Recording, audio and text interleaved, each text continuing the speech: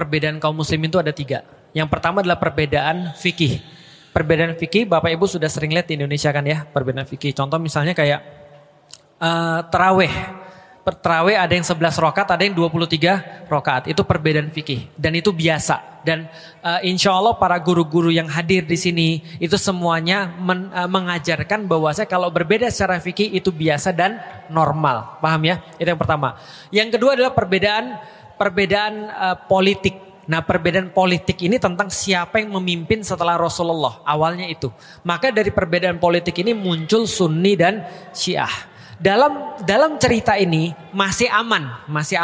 Kalau perbedaannya cuma perbedaan politik. Karena di zaman Rasulullah ada yang berkata bahwa pemimpin itu harus muncul dari keturunan Nabi.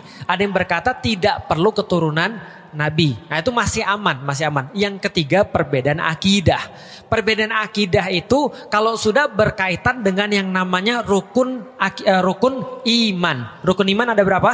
6. Salah satunya beriman pada Allah, pada Rasul, kitab-kitabnya dan segala macamnya. Nah, di antara orang-orang Syiah ada yang berbeda secara akidah memang. Contohnya apa? Mereka bilang Al-Quran belum lengkap. Nah kalau itu sudah terjadi berarti sudah secara akidah beda. Karena kitabnya udah beda. Paham maksudnya ya sampai di sini ya. Tapi kalau cuma kepemimpinan doang itu mungkin oke. Tapi kalau misalnya sudah ada kitab yang baru berarti berbeda akidah. Atau mengatakan misalnya Nabi Muhammad bukan Nabi yang terakhir. Itu juga beda secara akidah. Bisa difahami sampai di detik ini ya. Nah artinya kalau ada perbedaan-perbedaan itu bagaimana cara kita menyikapinya? Oke sekarang aku mau nanya. Andaikan Amerika jadi nyerang Israel, kita bagaimana terus kemudian sikap kita? Sikap kita kalau Amerika nyerang Israel, ya baguslah. Lah kenapa bagus? Ya sama kayak kita ngelihat ada aktivis-aktivis yang bukan muslim lantas mau bantu Palestina. Bisa difahami ya? Karena yang kita dalilnya apa Ustaz? Oke, gulibatir rum fi atnal ard wa hum mim ba'di ghalabihim sayakhlibun fi bid'i sinin. Ketika kaum muslimin lagi disiksa sama orang-orang kafir Quraisy, maka waktu itu turun ayat Allah berkaitan dengan apa yang terjadi di dunia. Apa yang terjadi di dunia? Bayangin, Arab di tengah-tengah, sebelah kanannya ada Persia, sebelah kirinya ada Romawi. Romawi sama Persia ini 2 negara besar di dunia pada saat itu.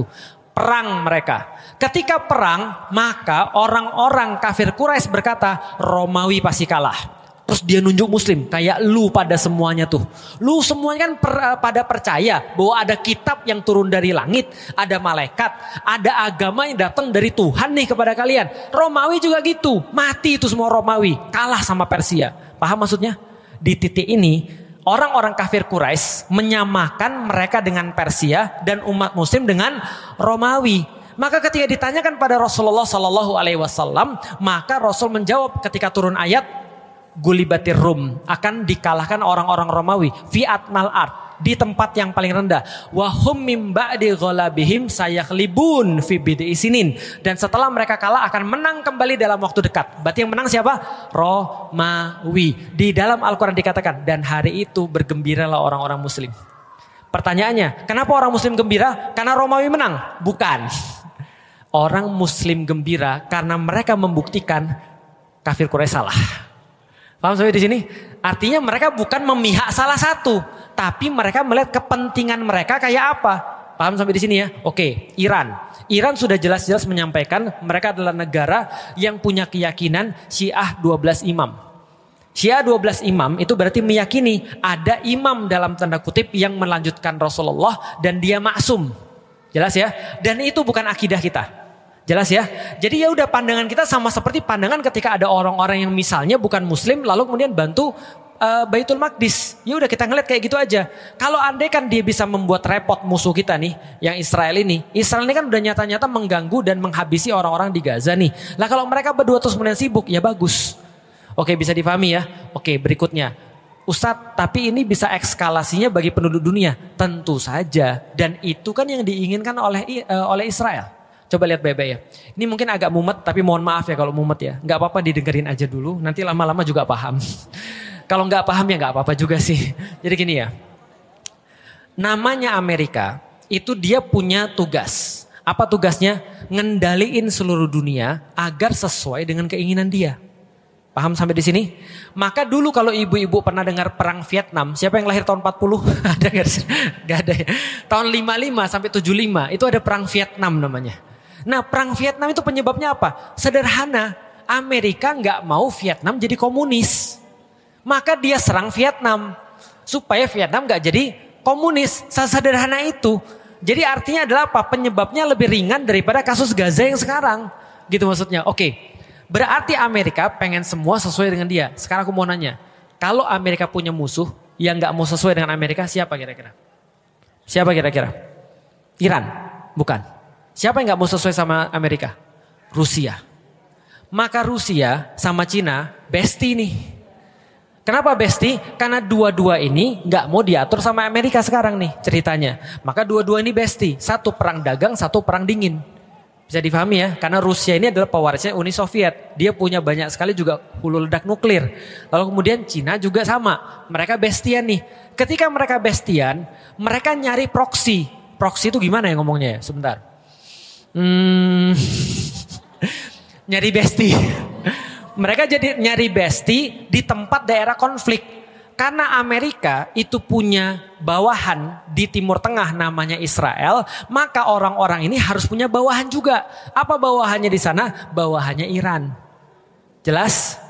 Nah, kenapa bisa tahu gitu? Makanya ketika Iran perang, siapa yang memproklamirkan akan dukung Iran?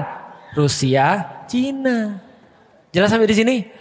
Nah, maka ini sekalian nih. Artinya Amerika pengen ngendaliin Rusia, Iran dan segala macam supaya mereka nggak punya ancaman, minimal nuklirnya hilang. Lalu makanya ada NPT, Nuclear Proliferation Treaty. Lalu kemudian ngendaliin agar mereka nggak punya nuklir. Supaya yang bisa punya nuklir siapa? Cuma Amerika dan Israel doang. Paham sampai di sini ya? Nah mereka mau ngendaliin dunia dan itu harus terjadi. Perang Ukraina itu salah satunya. Karena Amerika nguasain pemerintahnya, Rusia nggak mau. Karena itu dekat Rusia. Ini masalah negara doang. Indonesia gimana? Nonton Indonesia. Kan turut nonton dalam perselisihan dunia kan Indonesia kan gitu. Nah artinya ini yang terjadi nih. Oke balik lagi. Kalau kita bahas tentang masalah Iran, apakah Iran menyerang Israel karena dia pro dengan Palestina? Jawabannya tidak. Karena Iran nyerang Israel karena dia diserang duluan, sederhana, gitu kan ya. Dan ada video tuh Netanyahu ngomong ke publik, bikin video. Apa yang dia bilang? Dia bilang begini, saya berbicara pada rakyat-rakyat Iran yang terhormat untuk dalam tanda kutip menggulingkan pemerintahan yang sekarang untuk balik lagi ke masa lalu. Tahu masa lalunya apa? Dia ngomong sendiri. Kita udah jelasin di kajian kita tuh. Apa masa lalunya? Iran sama Israel itu bestie. Baru tahu. Karena yang ngebuat kuil Sulaiman yang kedua itu Iran, itu Persia. Maka mereka dulunya bestie. Maka Netanyahu bilang, mari kita kembali ke masa lalu di mana kita bestian. Bahwa Cyrus Agung itu adalah raja Persia yang luar biasa, itu membangunkan kuil Yahudi buat kami. Maka gulingkan pemerintahan Anda sekarang, lalu kemudian ayolah bareng-bareng kita main bola. Itu kata dia tuh. Artinya dia bukan untuk Palestina, dia justru pengen menjadikan Iran sebagai bagian bestinya dia. Paham sampai di sini? Jadi jangan juga kita heboh bahwasanya dia bantu orang muslim. Enggak juga. Itu memang kepentingannya Iran. Iran gak mau juga dikuasai sama Israel. Karena sekarang masih bestian sama Rusia dan Cina. Mumet ya? Nah ini pembelajaran namanya. Dimutakin belajarnya tentang geopolitik gitu ya. Nah karena itu adalah fakta-fakta yang terjadi. Makanya Netanyahu sekarang mau menjadikan Iran sebagai tadi balik lagi ke zaman. Oh by the way. Aku sedikit mau cerita tentang Iran. Teman-teman tahu bahwasanya Iran sekarang itu apa? Republik Islam Iran. Tapi sebelum jadi Republik Islam Iran, apa itu? Negaranya bukan negara Republik Islam Iran. Tapi negara yang sekuler yang dikepalai namanya Shah Reza Pahlavi. Nah pas sama Shah Reza Pahlavi ini bestian sama AS, sama Amerika Serikat. Maka ketika terjadi revolusi, bangkit terus kemudian Ayatollah Khomeini ini dan Republik Islam Iran, dia jadi nggak bestian sama Amerika lagi. Ini masalah cuma itu aja masalahnya, nggak terkait dengan Gaza. Artinya kalau ada apapun dengan Iran, pasti Gaza akan tetap juga sama masalahnya. Balik lagi, apakah eskalasinya sampai ke Perang Dunia Ketiga? Jawabannya mungkin iya, mungkin tidak. Jadi mungkin iya mungkin tidak, tapi wallahualam bisawab. Ya kan kita tahu bahwasanya orang-orang kayak Amerika itu akan melakukan apapun untuk tetap ada pada kekuasaan. Artinya gini ya, balik lagi tentang teori peradaban. Kapan-kapan nanti aku bahas tentang Persia dan Romawi dengan Rasulullah. Itu nanti teman-teman akan ngerti bahwasanya Rasulullah itu benar-benar ngambil beban peradaban dari Persia dan Romawi.